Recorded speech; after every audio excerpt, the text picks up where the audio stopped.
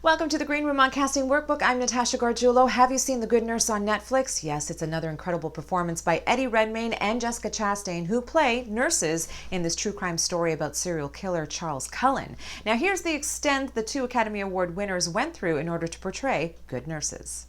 It's not an easy thing that they do, and Eddie and I went to nursing school. We worked with this incredible nurse named Jo, and day one we were learning about Florence Nightingale and the history of nursing, and then we started to learn the practical things of what is it like, how do you give an IV, and we practiced on mannequins and compressions, and what are the mistakes that always happen on TV and film with compressions, and how can you do it right so nurses won't look at it and go, that's rubbish, that's not real.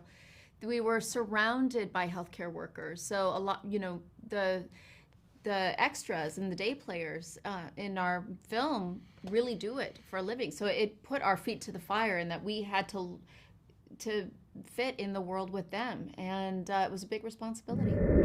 There was something really specific in the book about this case that described Charlie Cullen as being a question mark, and physically.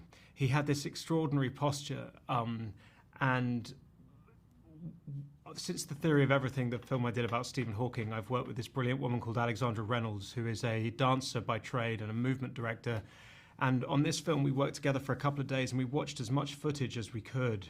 And there was really interesting physical insight. Like whenever you see him in footage, he appears quite still, but if you look closely, he's always moving. There's always a self-soothing quality to what he's doing, touching himself or affirming himself, but also that this posture of the question mark, it was almost like he was being held up emotionally from the sort of nape of his neck.